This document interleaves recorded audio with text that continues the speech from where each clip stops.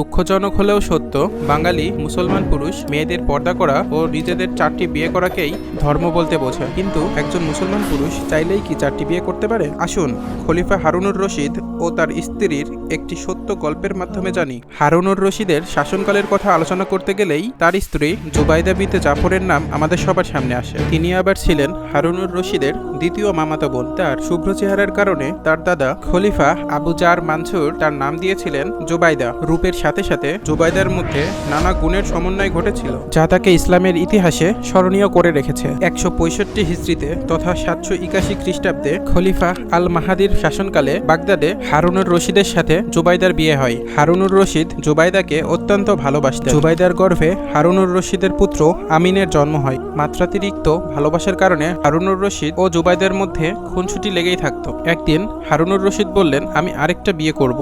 জুবাইদা বললেন, এটি আপনার জন্য বৈধ নয়, বরং আপনি এমন একজনকে নিয়ে আসুন যিনি আমাদের দুজনের মধ্যে এই বিষয়টি সমাধান করে দিবেন। তুমি কি সুফিয়ান সাউরির কথা মেনে নিবে? আচ্ছা, বলে রাখি, সুফিয়ান সাউরি ছিলেন একজন ইসলামিক পণ্ডিত। জুবাইদা উত্তর দিলেন, হ্যাঁ। সুফিয়ান সাউরিকে ডেকে খলিফা বললেন, কুরআনুল কারিমে আল্লাহ তাআলা বলেছেন, যাদের ভালো লাগে তাদের বিয়ে করে নাও, 2টি, 3টি কিংবা 4টি পর্যন্ত। সূরা নিসা আয়াত 3। কিন্তু আমার স্ত্রী দ্বিতীয় বিয়ে করতে আমাকে বাধা দিচ্ছেন। সুফিয়ান সাউরি বললেন, আপনি দয়া করে আয়াতের বাকি অংশটিও পড়ুন, কারণ তারপরে আল্লাহ তাআলা বলেছেন, আর যদি এরূপ আশঙ্কা করো যে তাদের মধ্যে ন্যায়সঙ্গত আচরণ বজায় রাখতে পারবে না, তাহলে একটি। সূরা আন-নিসা আয়াত 3। সুফিয়ান সাউরি আরও বলেছিলেন, সম্ভবত আপনার স্ত্রী আশঙ্কা করছেন যে আপনি স্ত্রীদের মধ্যে সমতা প্রতিষ্ঠা করতে পারবেন না।